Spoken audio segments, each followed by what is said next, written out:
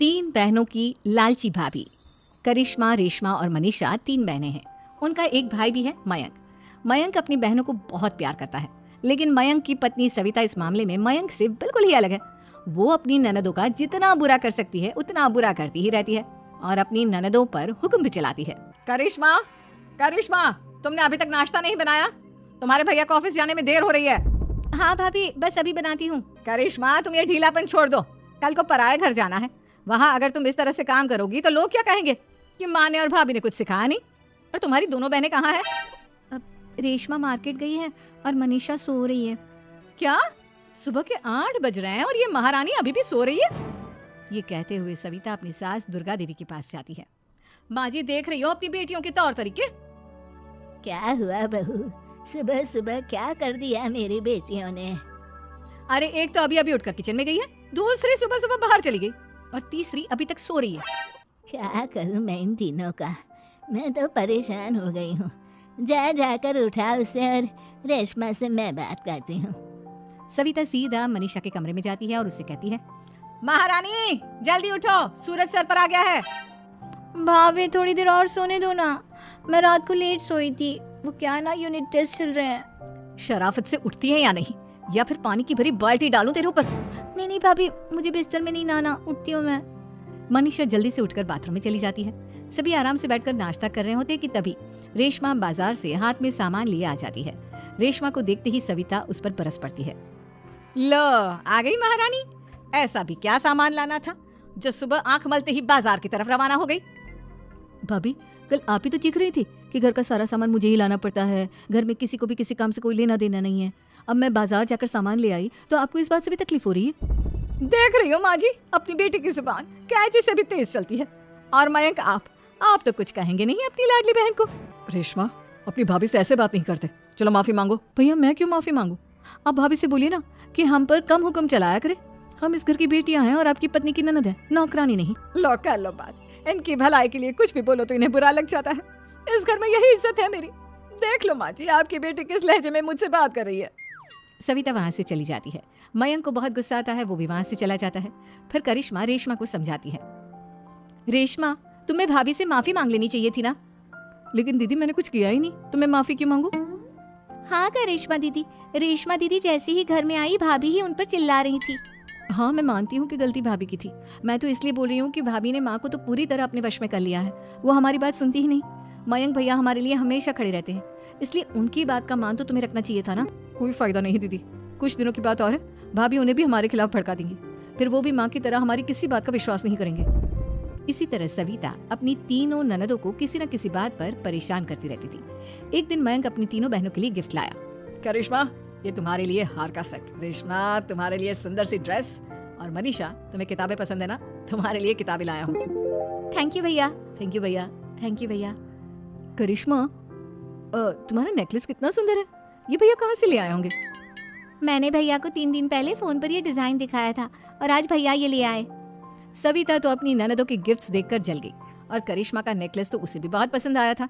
अपनी बहनों के लिए कितना अच्छा नेकलेस लेकर आए हैं, मुझे कभी कोई गिफ्ट नहीं दिया। मैं आज ही ये हार चुरा लूंगी। रात में सविता करिश्मा का हार चुरा लेती है और इसी तरह उसे अपनी ननदों की जो भी चीज अच्छी लगती वो उसे मांगती नहीं, बल्कि रात के अंधेरे में चुरा लेती। इसी तरह दिन बीतते गए और सविता ने मयंक के दिल में भी उसकी बहनों के लिए नफरत पैदा कर दी। एक दिन मयंक ने करिश्मा और रेशमा के लिए रिश्ता देखा और ये बात उसने घर में सबको बताई। माँ, करिश्मा और रेशमा के लिए बहुत अच्छा रिश्ता आया है, वो लोग कल इन्हें देखने आ रहे हैं। आप और सविता मिलकर सारी तैयारी कर लेना। ये सुनकर करिश्मा और रेशमा खुश हो जाती हैं, लेकिन सविता सोचती है, अगर इन दोनों बहनों की शादी हो गई तो घर और बाहर का काम कौन करेगा? मनीषा तो 1 नंबर की कामचोर है, उससे तो किसी बात की उम्मीद लगाना ही बेकार है। मुझे इस शादी को रोकना होगा। अगले दिन सभी लड़के वालों के स्वागत की तैयारी करने में लगे होते हैं। तभी मयंक अपनी बहनों से आकर कहता है, तैयार हो गई तुम दोनों? देखो, दोनों लड़के बहुत अच्छे हैं, मैं कोई कसर नहीं छोड़ना चाहता, इसलिए तुम उनके सामने अच्छे से बिहेव करना और अपनी भाभी से लड़ने मत लग जाना। करिश्मा, तुम वो नेकलेस पहन लो ना जो मैं तुम्हारे लिए लाया था। भैया, मैं बहुत देर से वो नेकलेस ढूंढ रही हूँ, लेकिन मुझे मिल ही नहीं रहा। क्या? तुमने नेकलेस खो दिया? तुम्हें पता भी है वो कितना महंगा था? तुम कोई काम ढंग से नहीं कर सकती। मयंक गुस्से में वहां से चला जाता है। थोड़ी देर बाद लड़के वाले भी आ जाते हैं। वो दोनों बहनों को पसंद कर लेते हैं और रिश्ता पक्का हो जाता है। लेकिन सविता के दिमाग में तो कुछ और ही खिचड़ी पक रही थी। वो पंडित जी के पास करिश्मा की कुंडली लेकर जाती है और उन्हें पैसे देकर करिश्मा की कुंडली बदलवा देती है। जब लड़के वालों के पास करिश्मा की कुंडली जाती है तो वो दुर्गा को फोन करते हैं। बहन जी, हमने करिश्मा की कुंडली अपने पंडित जी को दिखाई थी।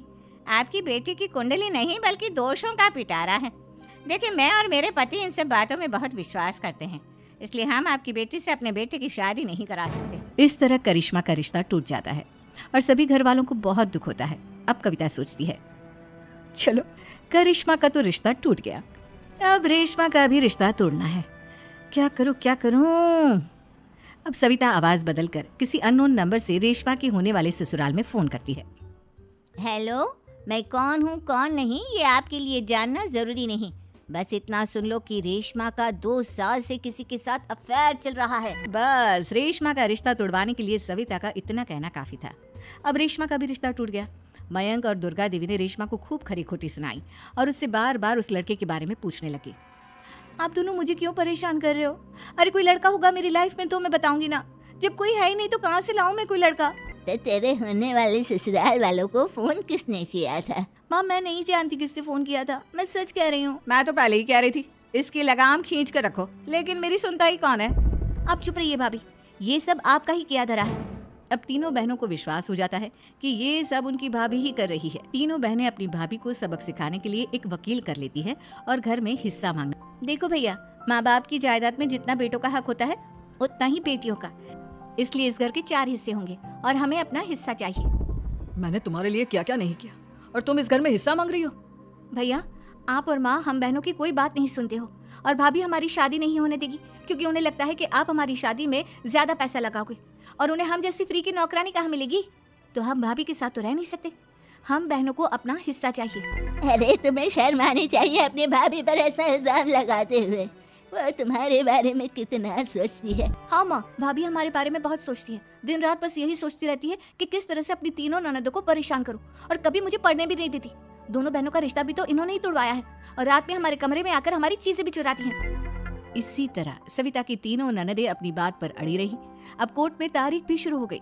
जब सविता को लगा कि उसकी तीनों ननद इतनी आसानी से नहीं मानने वाली, तो उसने अपने पति और सास को सारी सच्चाई बता दी और अपनी तीनों ननद से माफी मांगी। मयंक और दुर्गा को भी अपनी गलती का एहसास हो गया। अब सविता खुद करिश्मा और रेशमा के लिए अच्छा रिश्ता ढूंढती है और उनकी शादी करवाती है।